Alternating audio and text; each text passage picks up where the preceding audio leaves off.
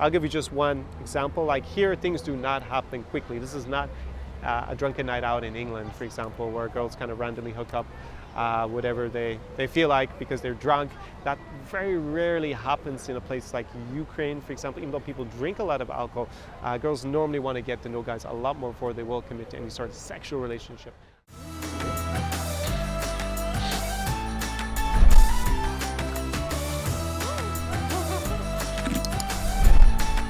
SAR Experience. So if you're thinking of learning a foreign language and you're really motivated, you should go ahead and check out the link below in the description to this YouTube video, or if you're listening on the podcast in the show notes, because there you're going to find my link to italki, which is a website with which I've found so many language tutors over the years. They have over 110 different languages there, and you can take the classes via Skype. That's what I did, one-on-one, to learn languages like Russian. I've also learned Ukrainian using teachers that I found on italki.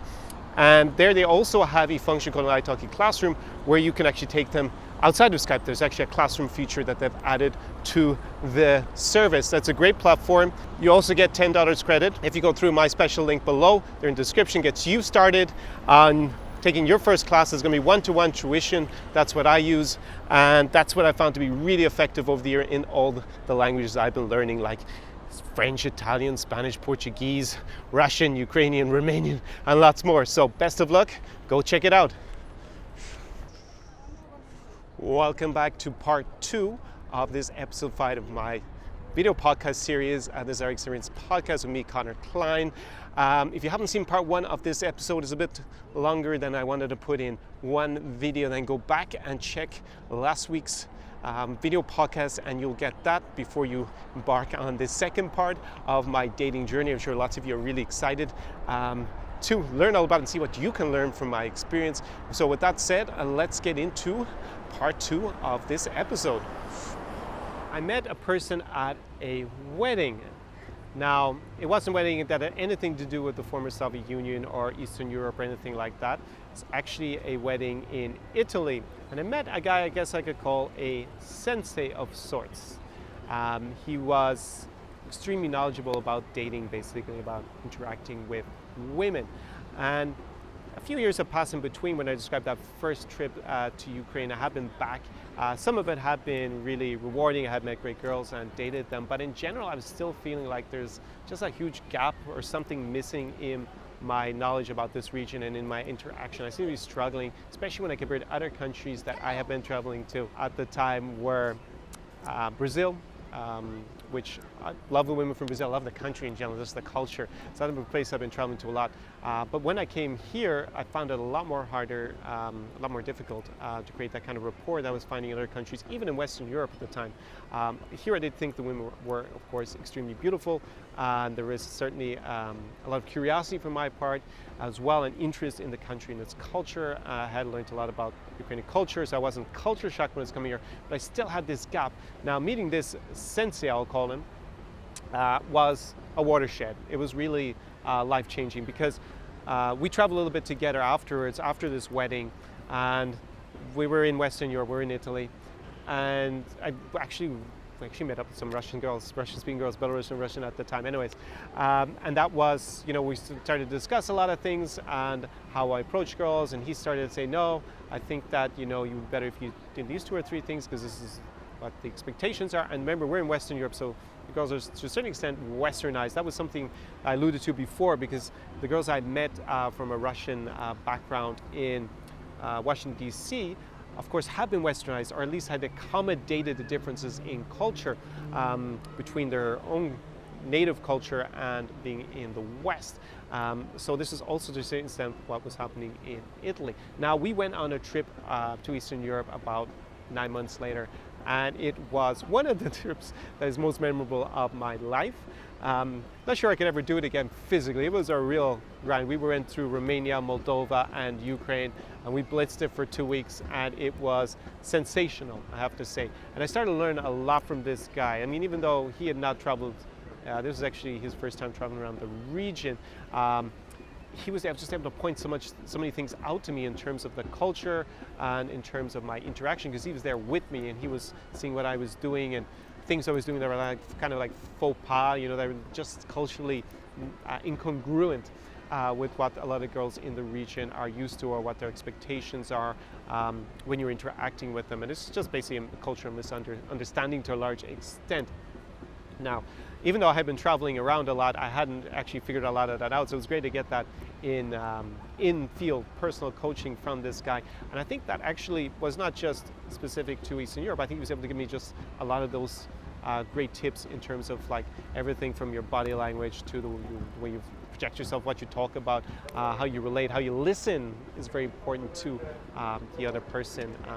It's kind of stuff that you can extrapolate from just general interaction with people to dating and dating women to dating women in Eastern Europe.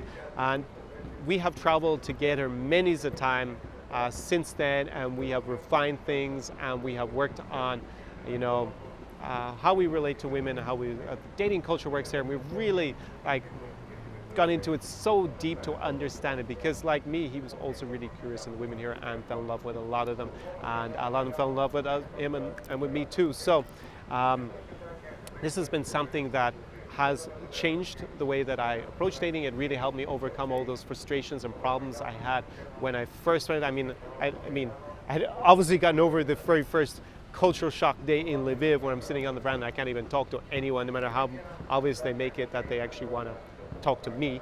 But even more than that, it's really helped me become, I guess, a little bit of an expert, even though I hadn't realized that it's only when other friends come here and they hang out with me, then they ask me for my advice, and then I try to help them, obviously, because they're my friends, and say, hey, maybe we should do it this way, and that doesn't really fly here, and you're not in England, by the way, and I don't think you have to become Ukrainian 100%. I just think you need to go a large part of the way to accommodating when you're in someone else's country and their culture, because a lot of girls here might have traveled that much. Ukraine's opening up and they do get to travel a good bit more, and they understand that things are not done like in Ukraine and other countries. But for example, a country like Belarus, it's unlikely that a lot of girls will have traveled to Western Europe or North America. So for them, it's kind of like really hard for them to accommodate you. I think they should do it in Ukraine a lot more at times, to be honest, but that's the way things are here. A lot of times they're just a little bit inflexible. I have other videos about that. Of course, I have my 5 reasons never to date a Ukrainian that went viral. I have another one, 5 more reasons never to date a Ukrainian girl that I'm actually just releasing. It's probably out now by the time you see this podcast or you listen to this podcast, so go check it out. We're doing the editing in it right now. And one of the things I talk about there is inflexibility. They are a little bit inflexible. I mean, they could just date Ukrainian guys all the time if that's what they want, and then they'd have no cultural problem. So if they do decide to date a foreigner, they should, of course, accommodate to a certain extent, but I find that's a little bit trickier. Actually, interesting statistic is that Joe from Match Guarantee did some, interviews here in the streets in Ukraine. He went with Ukrainian interviewers so that to try and remove a bias, and he found out that only 15% of respondents, only 15% of Ukrainian women said that they were actually open to dating a foreigner, which surprised me, which seems extremely low. I would have thought it's going to be higher than that, especially amongst younger Ukrainians, but that's the stats he got. Actually, if you're interested in his services, matchmaking services for marriage, because of course this channel I don't really deal with marriage. I can show you dating in general and how to travel and how to have amazing baller experiences, have a really kick-ass experience when you're traveling here in Ukraine, but marriage is not something that I specialize in, never been married myself. So what I had learned with my sensei, or my mentor at this stage, I like to call him the sensei, is really to understand how the dating culture works here. Since I've come back traveling with him, it has transformed everything. We're constantly refining it. There's even tiny little points that he highlights to me at times when there are interactions and everything. It's really that deep.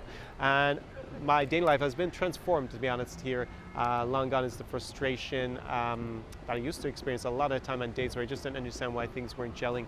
And there seemed to be interest, but at the same time, then nothing more deeper, or it wasn't progressing as any sort of relationship on any level. And that doesn't happen anymore, to be honest, or at least very rarely. Just managed to figure out what works here, to be honest. And that's why you see in a lot of my videos all these beautiful girls around me. I date a lot of them. Not going to say every single girl is ever in any of my videos is my girlfriend or something like that, but as you can tell from the videos, I do have meet great, beautiful, intelligent, sophisticated girls at times here in Ukraine. Even though I've highlighted there are, of course, a lot of downsides. That's why I have that series of videos for you guys. I also have a new video coming up, 5 reasons why to date a Ukrainian girl as well. And I will be making more videos about this topic across the other countries that I go to, like Moldova, Romania, Russia, Belarus, maybe the Baltics. I can squeeze that in for you guys as well. So they're going to learn all the different, like, cultural nuances. I would say that there are some differences as you go from country to country, like you do in Western Europe. I mean, things are going to be different, of course, from, say, France to Germany to Spain to Italy, for example. You need to be aware of those so that you're prepared for the dating country when you arrive here. To be honest, the genesis of this 5 Reasons Never to Date a Ukrainian Girl video was actually the frustrations of my friends who hadn't had the same kind of infield personal coaching that I had gotten from my friend, my sensei. And they basically, the majority of them were really frustrated. Now these are guys that I would say one half are really successful women in Western Europe or in North America. And then the other half are less successful. So, because that's one thing that common people don't seem to understand is that a lot of these guys were like good looking, rich, athletic, charismatic, and they had a lot of success with beautiful, you know, attractive women in lots of different ways, whether it happens to be education, personality, beauty in Western Europe or in Latin America or North America. And then they came here and they were really surprised that it was so much more difficult for them.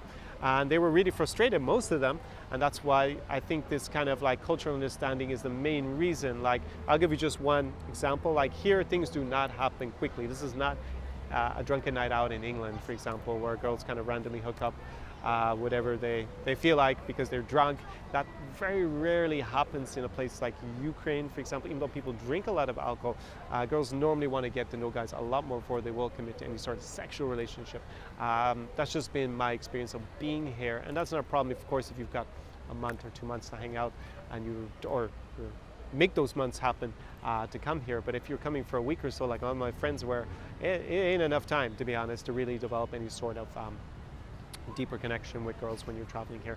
So that's what has been great for me recently, and this has kind of come, you know, I've obviously been coaching my friends a good bit when they come here and pointing stuff out and helping them as much as possible.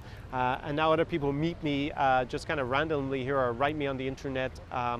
They also ask me for their coaching services. That's something I've actually started to launch. I have, of course, a free dating course that I've been working on, then you can sign up for that. There'll be a link in the description below to that as well, as well as my other free courses that you go check out since you don't have to pay for them. There's a lot of free stuff.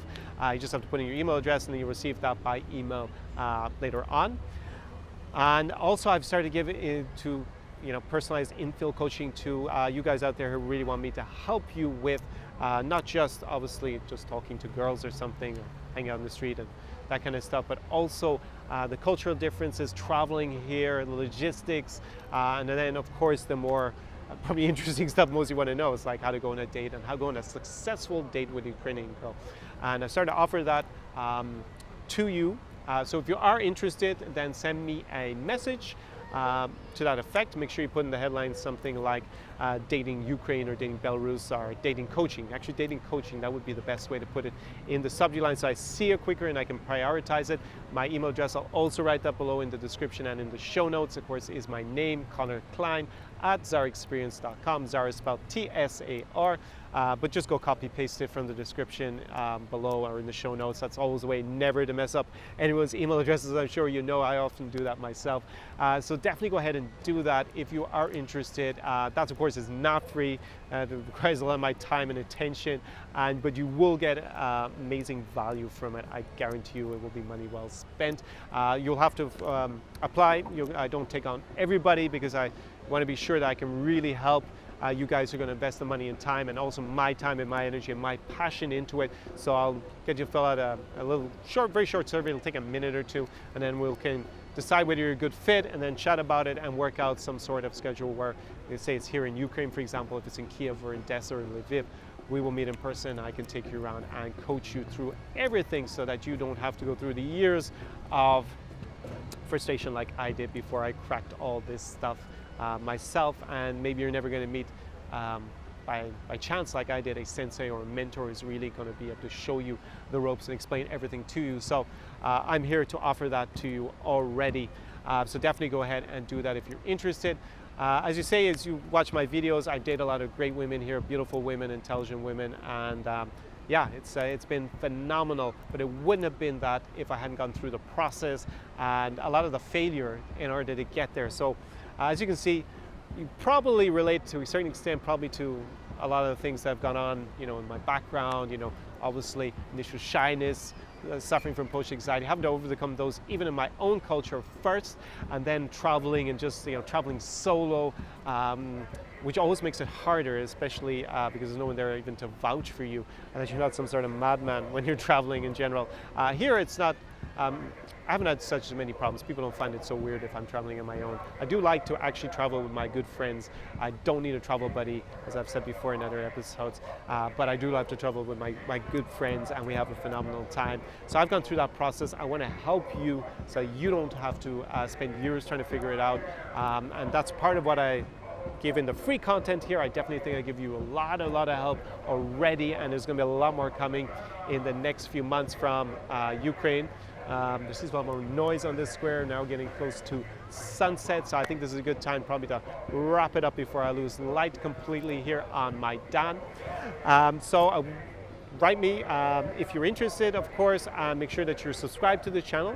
Squeeze that red subscribe button, of course, and make sure that you've, you know, my friend Dr. Problem says tickle that bell, but I really don't feel comfortable with that phrase myself. I always say whack it, so that you get notified when the next videos are uploaded here on YouTube.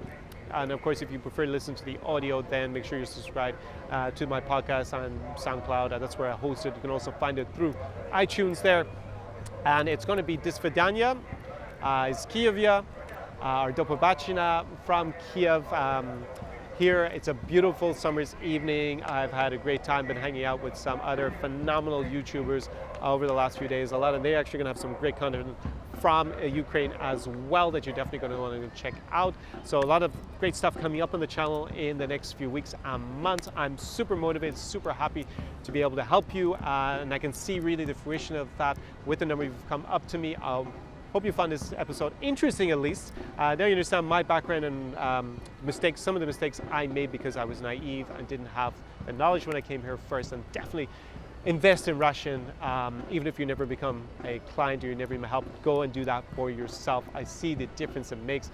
Even my sensei went and learned Russian eventually because he just couldn't cope with not being able to speak the language here. So on that note, have a great evening, morning, afternoon, wherever you're watching or listening to this from, and drop me a comment below. We're building a great community of people who are enthusiastic about traveling to Eastern Europe. It's off the beaten path. It's not that super touristic yet. It will become, so get here soon and make sure that you get the most out of my videos before you come here. So I'm going to stop talking and go enjoy a great evening in Kiev. До свидания, до побачення, see you soon. SAR Experience.